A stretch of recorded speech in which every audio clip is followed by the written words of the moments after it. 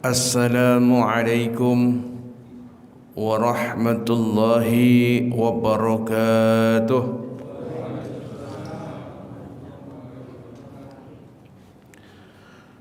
Alhamdulillah, alhamdulillahilladzi anzala as-sakinata fi qulubil mu'minin liyazdadu imanan ma'a imanihim.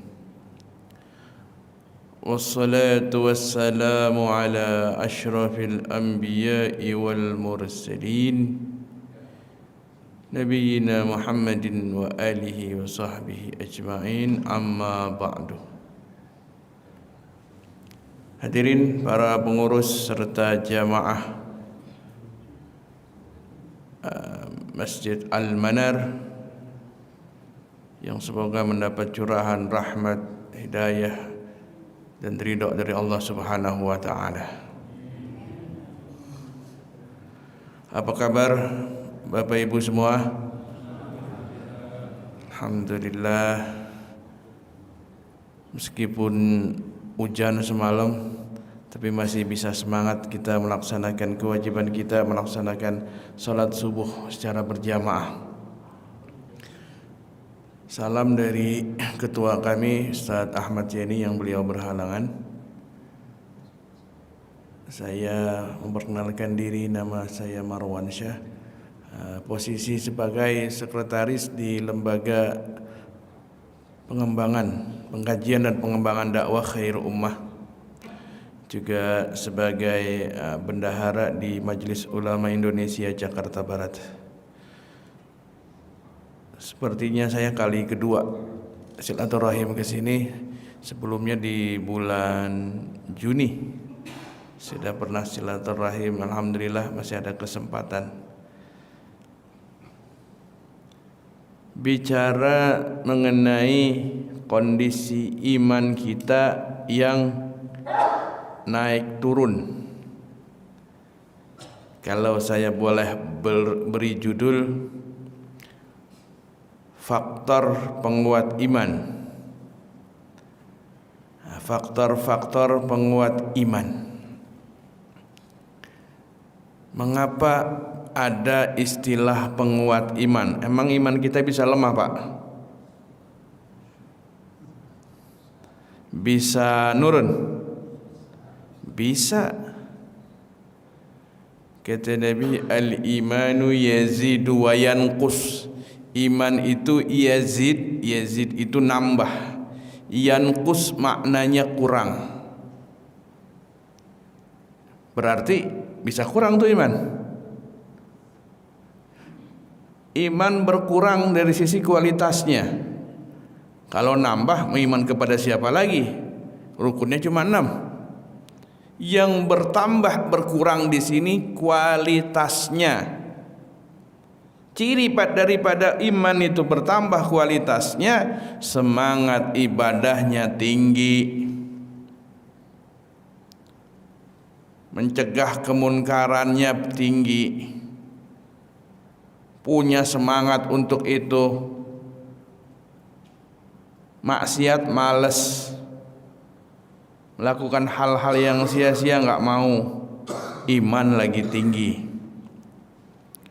Lihat awal-awal Ramadan besok, iman lagi tinggi-tingginya tuh ya.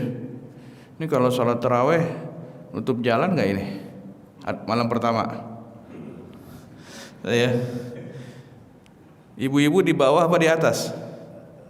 Di atas semua. Ada juga di bawah. Penuh. Beberapa masjid sibuk minjem tenda. Tenda TPS dipinjem dulu buat nambahin pelataran yang dipakai buat sholat. Terpal, karpet pada dicariin. Berapa lama bertahan? Nah, sepekan. Lagi naik, imannya lagi naik ya.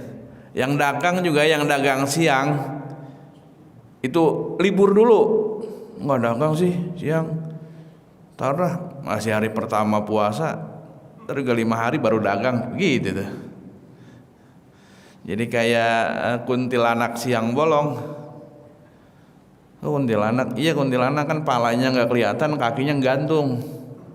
Kan ketutupan hordeng palanya, kelihatan kakinya doang tuh gantung.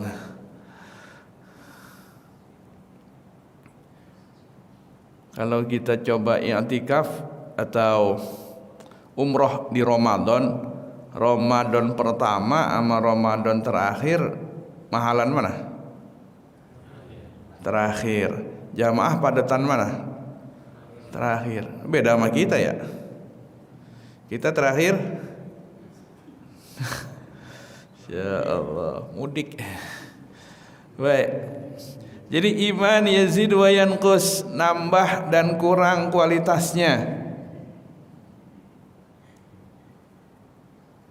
Allah Subhanahu wa taala menyatakan, "Wallazi anzala as-sakinata fi qulubil mu'minin liyazdadu imanan ma'a imanihim." Allah yang menurunkan as-sakinah, ketenangan, fi qulubil mu'minin, dalam hati orang beriman, liyazdadu imanan ma'a imanihim, tenang itu dapat menambah iman. Allah yang menurunkan ketenangan, Allah juga yang menambah kualitas imannya. Fi qulubihim, dalam hatinya.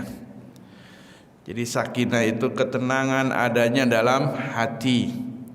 Kalau keluarga kita belum sakinah, tanya hati kita.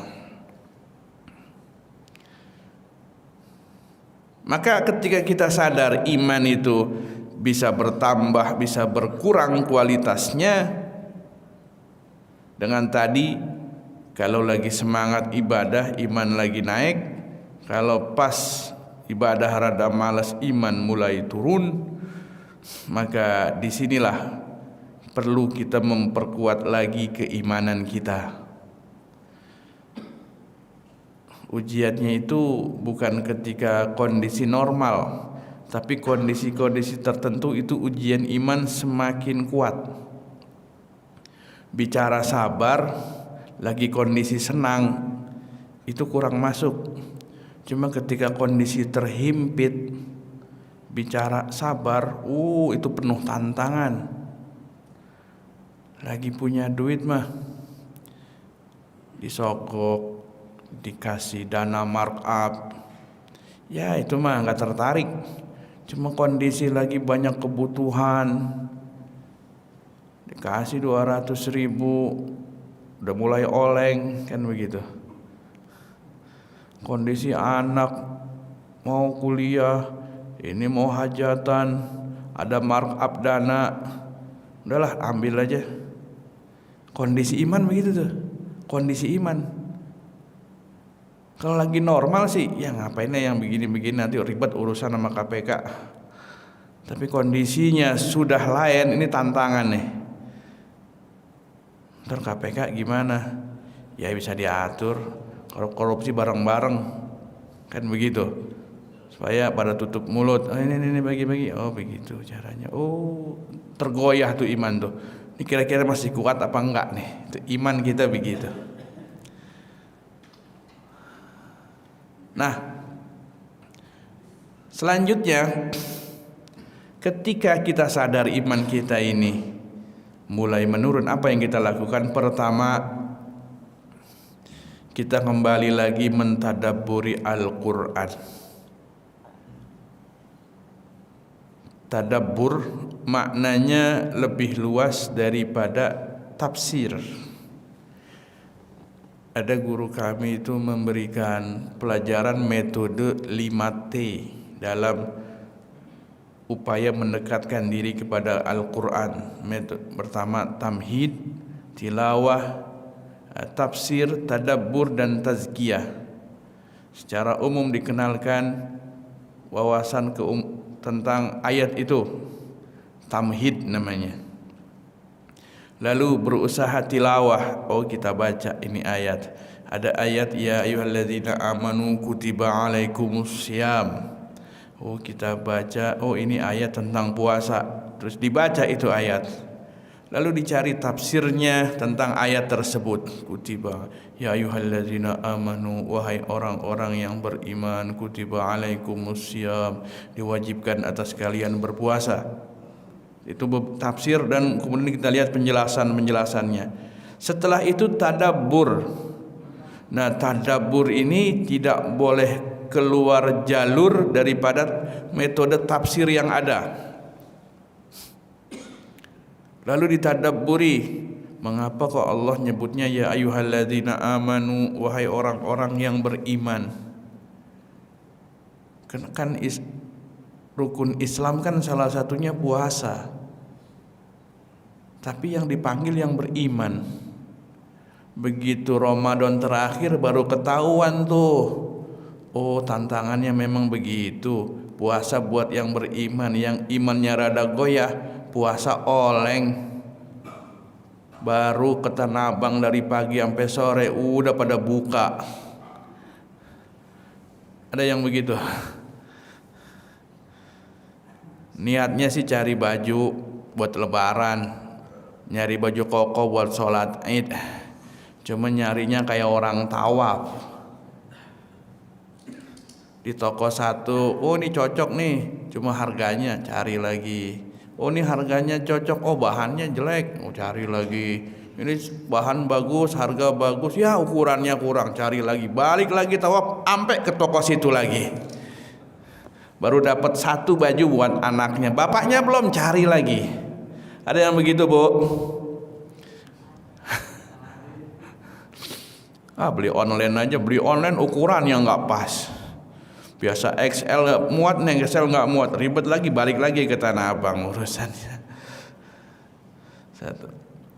Oh itu tadabbur. Setelah itu kembali tazkiyah, berusaha mensucikan diri. Ya Allah, kalau puasa itu la'allakum tattaqun, seharusnya menambah ketakwaan kita, merasa diawasi. Kalau kita bohong di dunia, bisa kita akalin, data kita bisa manipulasi, orang bisa kita sogok, bisa kita takut-takutin. Awas jangan macam-macam, jabatan ntar hilang. Awas jangan macam-macam, ntar kasus saya bongkar. Takut kita. Tapi di akhirat nggak bisa dibohongin. Mulai berpikir. Nah ini tadabbur Quran, dari proses kita memahami makna secara umum, secara tafsir, kemudian kita berusaha memahami ayat ini. Kalau bicara tadabbur, bisa jadi kita lama-lama depan mushaf. Dalam riwayat itu beberapa ulama tuh kadang kalau lagi enak tadabbur, satu ayat dibaca, kadang dia berhenti. Tadabbur maknanya, dia tadabbur begitu. Ada yang nggak sadar, dari subuh dia baca beberapa lembar, waktu tahu lah udah terang aja, belum satu juz udah terang dari subuh sampai duha. Nah ini nikmatnya begitu. Dalam riwayat itu Rasul pun ketika baca ayat, ada yang diulang-ulang, ada yang sampai nangis. Tadabbur, baca Quran sampai nangis itu ada tadabbur di dalamnya. Allah Subhanahu wa taala berfirman, innamal mu'minuna alladzina idza dzukirallahu wajilat qulubuhum wa idza tuliyat 'alaihim ayatuhu zadatuhum imanan wa 'ala rabbihim yatawakkalun. Orang mukmin itu ialah orang yang dzikirullah, disebut nama Allah, wajilat qulubuhum, gemetar hati mereka, wa idza tuliyat 'alaihim ayatuhu zadatuhum imana, dibacakan ayat-ayat Allah, zadatuhum imana, imannya bertambah. Jadi iman kita naik, tambah bacaan Qur'annya, tadabbur Qur'annya ditingkatkan lagi. Wa 'ala rabbihim yatawakkalun. Setelah itu ya Allah kami bertawakal kepadamu. Tapi ada juga iman itu bisa jadi naik, bisa jadi nambah. Kadang Quran ini pun maknanya ujian. Buat orang-orang tertentu Quran ini ujian. Ya, dia orang beriman, dengan baca Quran imannya nambah.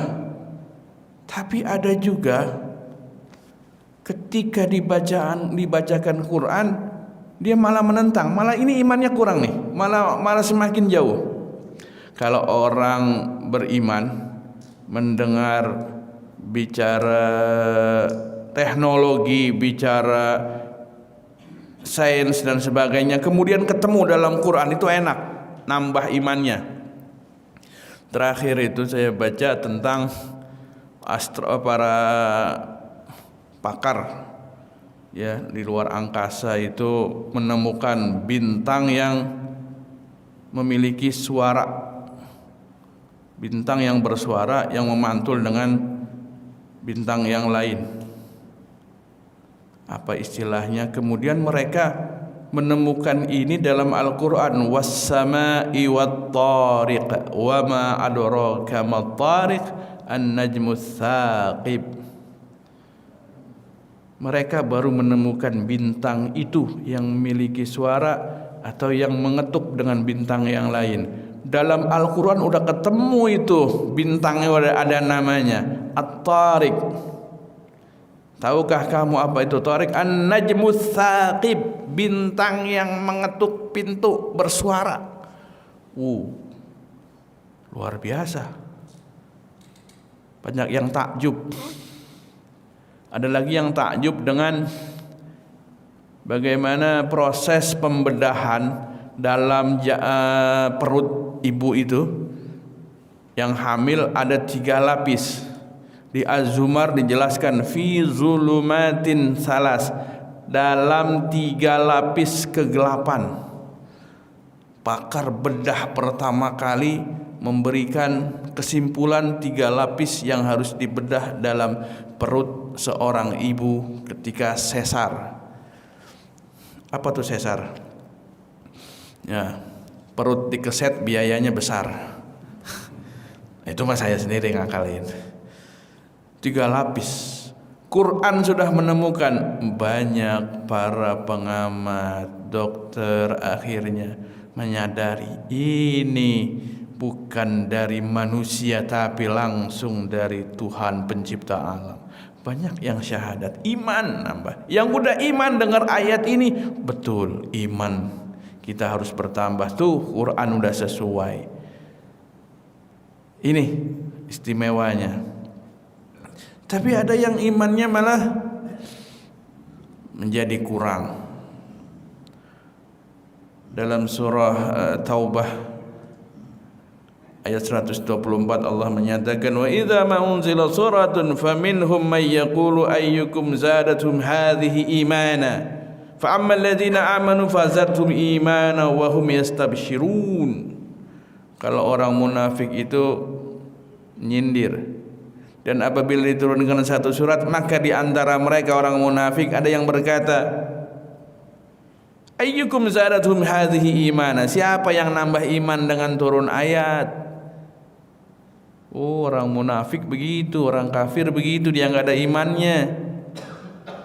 Bahkan ayat-ayat sering dilecehkan, dicari cara-cara supaya membuat jauh dari Allah. Orang bicara sholat wajib. Sholat wajib itu 5 waktu, zuhur, asar. Mana ayat yang bicara tentang zuhur? Ada nggak Al-Quran bicara tentang sholat zuhur langsung? Ya akal-akalin begitu. Bicara mengenai kebebasan beragama sampai ngacak-ngacak ayat, sampai ngacak-ngacak ayat. Ini jangan sampai begitu. Itu malah merusak keimanan. Bukan dia saja tapi orang lain juga dirusak imannya. Tapi kalau orang beriman,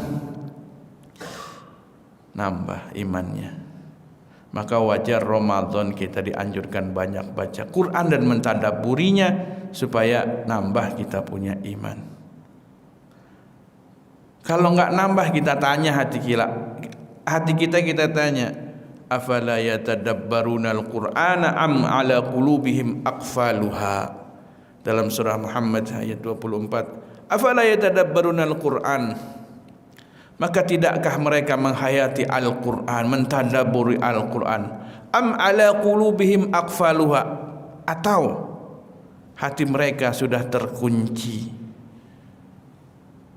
Ini maka ketika Ramadan terus berjalan berlalu, kita lewatin beberapa tahun, Quran kita baca, sudahkah kita menghayatinya? Bukan hanya sekedar baca, tapi menghayati makna yang terkandung di dalamnya. Ini malah menambah keimanan. Jadi kalau iman kita lagi lemah, baca Quran, tadabburi ayatnya, menambah keimanan. Yang kedua, ingat mati.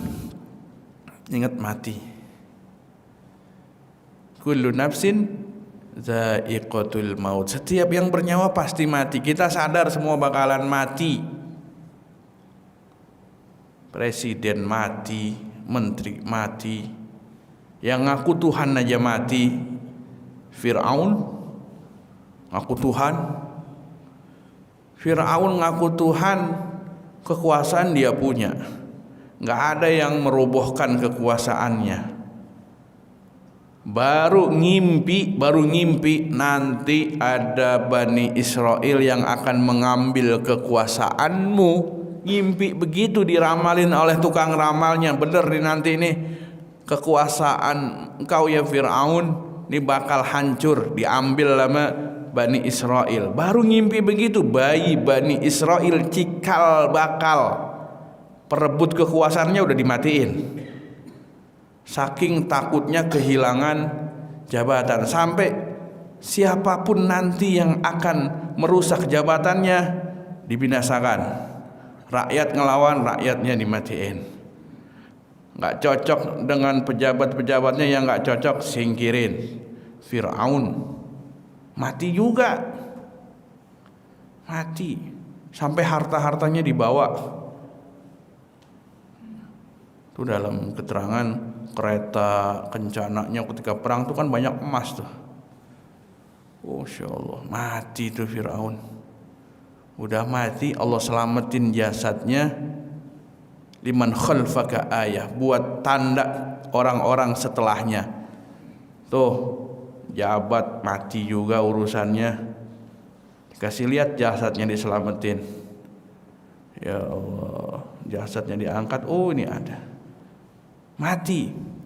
Maka kematian adalah ujian. Dalam surah Al-Mulk, alladzi khalaqal mauta wal hayata liyabluwakum ayyukum ahsanu amala. Allah yang menciptakan kematian, kehidupan, liyabluwakum, menguji kalian.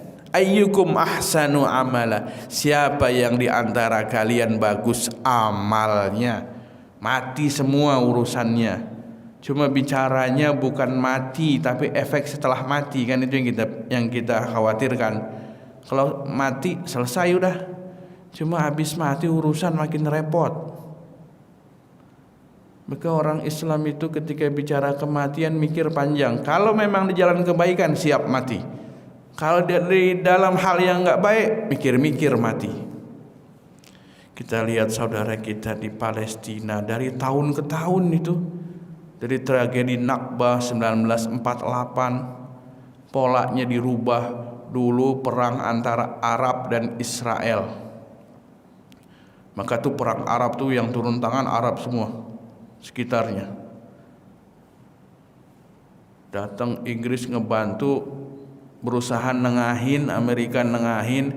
Udah Arab-Arab lain jangan ikut campur, ini urusannya Palestina sama Israel. Suruh mundur, Mesir mundur, Yordan mundur, urusannya Palestina sama Israel. Nggak ada yang belain, makin habis lagi itu tanah Palestina. Kemari, udah yang lain jangan ikut campur, ini urusannya bukan rakyat Palestina, tapi urusannya Hamas sama Israel. Diperkecil lagi itu. Sampai-sampai bantuan datang aja dibom. Ini kan sadis sekali. Rusia aja kalau dia ngebom rumah sakit habis beritanya, heboh, embargo sana sini. Ini Israel nggak diembargo, tapi rakyat Palestina punya semangat. Begitupun para pejuang-pejuang. Mengapa ketika perang Badar mereka umat Islam itu siap? Karena tahu setelah mati ini ada jaminannya surga. Semangat, tahu maknanya. Nah, orang yang nggak beriman menyikapi mati takutan, ngumpulin harta, mati, diuber-uber buat dapat jabatan 5 tahun. Tahun pertama capaian kampanye ngedrop, ya jabatan diuber-uber udah ngedrop. Baru tahun pertama udah takut. Yang PAW demen banget, ya dia mundur gua naik kan gitu. Hitungannya kan suara dapat 2 kursi. Ya dia beda dikit nih. Kalau dia mati kan saya naik. Tuh kadang yang bawah nyumpahin tuh cepet mati biar gua naik kan gitu. PAW. Orang beriman menyikapi kematian sadar, yo kita bakalan mati nih. Ngerem. Mau diajak macem-macem, belum sholat. Ntar kalau mati bagaimana? Lakukan maksiat, ntar kalau mati bagaimana? Ada yang mati di hotel bersama wanita yang bukan pasangannya, mikir-mikir, nafsunya tinggi, kemampuannya kurang, minum obat kuat kebanyakan, mati. Punya simpanannya masih muda, dia tenaganya ngedrop, ya dikasih obat kuat, jantungnya yang gak kuat, mati. Maksiat, mati. Banyakan minum, ngedrop, overdosis, mati. Ngelihat berita itu kita jadi mikir. Harusnya kalau kita ngelihat banyak yang mati, kalau mau maksiat mikir-mikir, banyak kasus begitu. Masya Allah. Ini kalau kita iman kita lagi lemah begitu, yo iya ada yang mati tuh. Tetangga kemarin masih ngobrol, sekarang udah nggak ada. Itu yang semangat ibadahnya kendor, ingat itu jadi rajin. Kalau dia sikapi dengan sadar pakai hati, maka berapa banyak keluarga-keluarga yang ditinggal wafat oleh anggota keluarganya, dia ikut nyolatin. Maghribnya dia ada jamaah, nih tumben dia ada jamaah. Oh orang tuanya saudaranya habis meninggal, dia jadi ingat. Bagus, nggak apa-apa begitu. Kita juga enak nyuruhnya, almarhum bapak kamu rajin ke masjid, sekarang kamu deh yang meneruskan amal baik orang tua kamu, sering-sering ke masjid. Tuh orang tua kamu nanti senang di sana, kamu juga punya amal baik, nasehatinnya enak lagi begitu. Mati, al-mautu bab, kata Nabi, mati itu sebagai pintu. Wa kullun nasi dakhiluhu, setiap manusia bakalan masuk. Cuma bahasanya bukan matinya ini, tapi hidup setelah kematian, dan kematian itu mutlak. Kalau kita sadar, Israel itu dalam beberapa riwayat nemuin manusia 17 kali sehari. 17 kali Israel nemuin kita, ngecek. Cuma sayangnya nggak ketahuan Pak ya. Kalau ketahuan rajin ibadah kita. Lagi sarapan, Assalamualaikum. Siapa? Israel, ngecek doang. Namanya ada apa enggak ya? Enggak ada. Enggak jadi kita tuh mau maksiat. Lagi mau main proyek, udah nih akalin aja. Berapa biaya anggarannya? Satu paket 100.000, udah cari yang 70.000. Israel datang, misi Pak, mau ngecek. Ya. Enggak jadi, mau markup 30.000 kali 100.000 paket kan lumayan. Allahu Akbar. Nah, kematian yang depan mata di grup WA beredar tuh, innalillahi, berita duka. Oh, itu jadi pengingat kita. Yang ketiga, memperkuat iman, menyimak cerita para nabi dan rasul. Allah Subhanahu wa taala menyatakan dalam surah Hud ayat 120, wa kullan naqussu min 'alaika min amba'ir rusuli ma nuthabbitu bihi fuadak. Dan semuanya cerita rasul para nabi yang kami ceritakan kepada engkau ya Muhammad sallallahu alaihi wasallam, ma nuthabbitu bihi fuadak, tiada lain tiada bukan untuk memperkuat memperteguh hatimu. Cerita orang saleh, nabi untuk memperteguh keimanan. Kenapa? Kita lihat orang-orang terdahulu ujiannya lebih besar daripada kita. Kita sakit nih, dengan sakit itu kita ngedrop. Kita merasa, ya Allah kok saya dikasih sakit, anak masih butuh biaya. Coba kita lihat lagi kisah Nabi Ayub. Sakitnya parah luar biasa dan dia pernah kaya. Orang kalau pernah kaya kemudian susah, itu susahnya double. Orang susah ketemu susah, ya sedih sih, cuma beda sedihnya. Biasa makan ikan asin sama sambal, lagi krisis ketemunya itu lagi, mampir ke rumah teman, biasa aja ya makanannya, biasa makan enak restoran, ngedrop ekonominya, ketemu warteg dikasih tempe orek, telur dadar, makannya ogah-ogahan, nasi bungkus lagi. Ya Allah, baru tumben makan nasi bungkus begini, beda.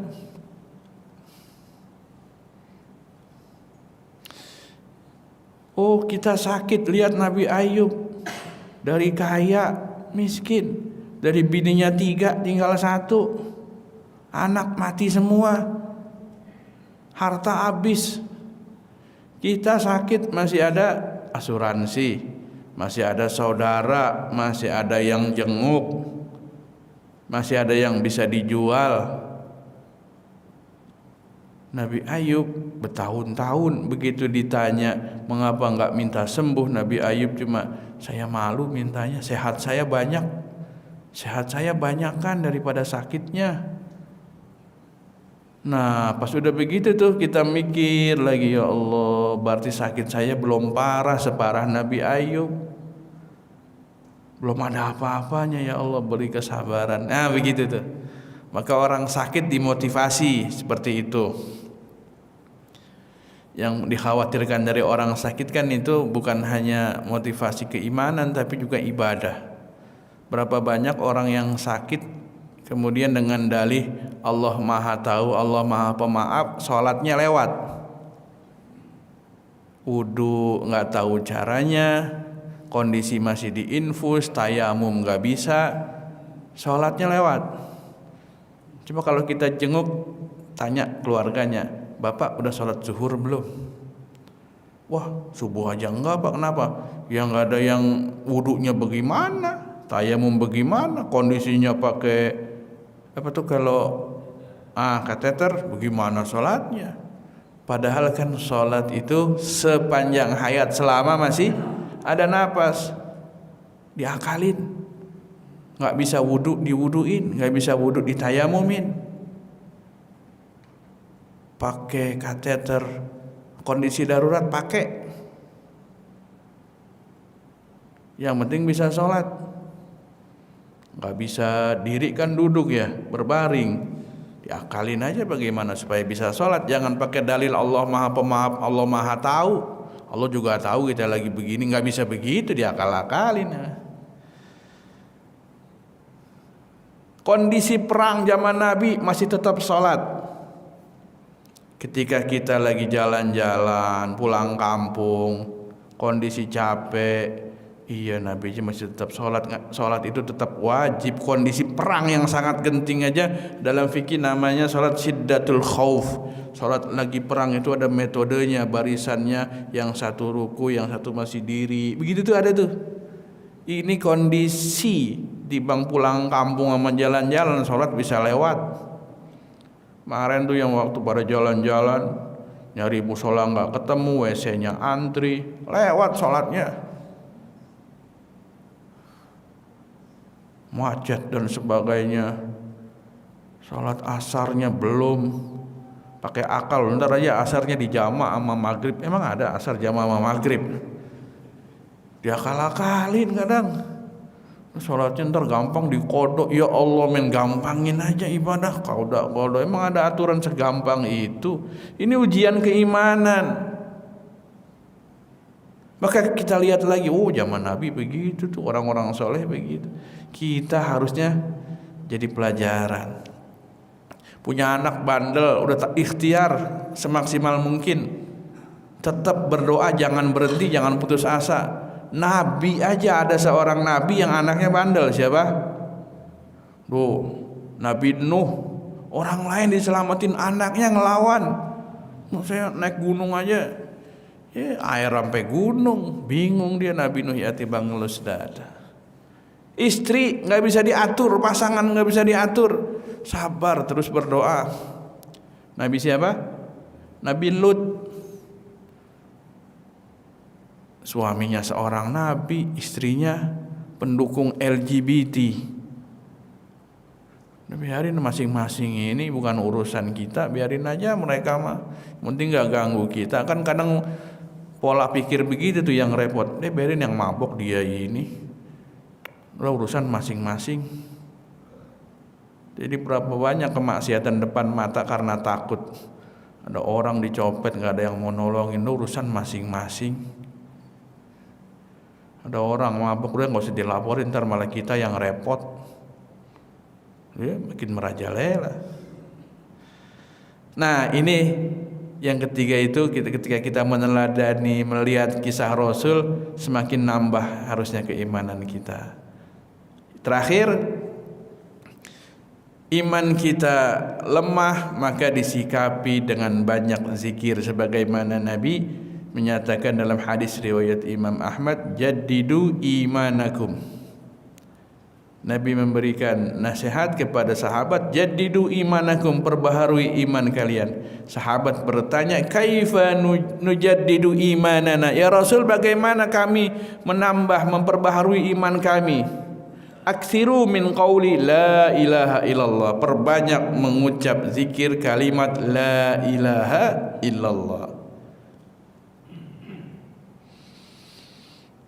La ilaha illallah. Ini sebagai bentuk kesadaran kita. Maka ketika zikir yang afdalu zikri fa'lam annahu la ilaha illallah. Dalam hadis begitu ini.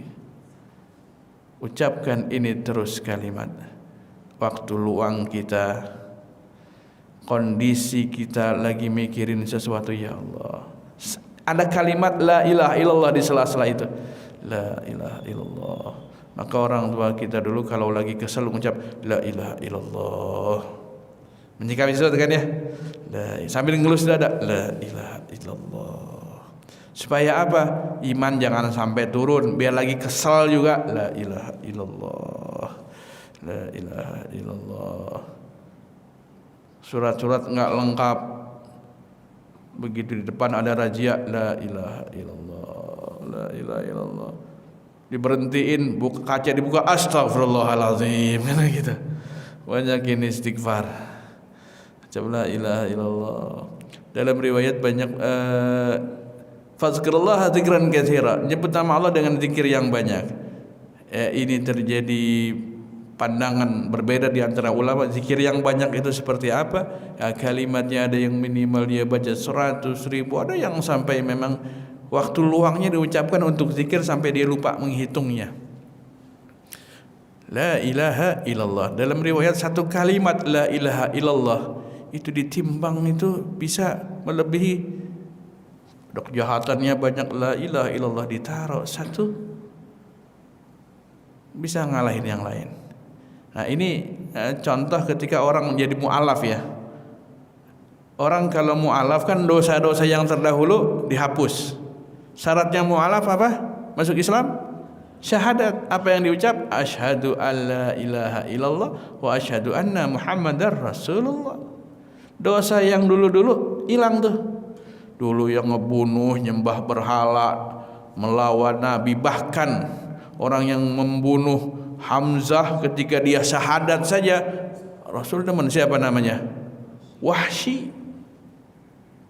yang membelek dada Hamzah bin Abdul Muthalib, Hindun, begitu syahadat Nabi senang, dilupain tuh, ya Allah. Itu syahadat sekali dia baca menghapus. Maka kalau yang berulang-ulang dibaca pasti menambah keimanan. Nah, ini sebagai motivasi untuk diri kami pribadi, juga untuk semuanya. Ketika iman kita mulai melemah, kita kembali mentadabburi Al-Quran, ingat kita semua bakalan mati. Kita lihat lagi perjuangan, penderitaan, cobaan para nabi dan rasul yang lebih dahsyat dari kita, dan terus memperbanyak kalimat tauhid la ilaha illallah. Semoga iman kita yang saat ini atau nanti saat-saat melemah, Allah terus tambah lagi dan kuatkan iman kita sampai wafat dalam keadaan husnul khatimah. Amin ya rabbal alamin. Biasanya ada sesi tanya jawab atau langsung tutup? Ada? Silahkan kalau ada.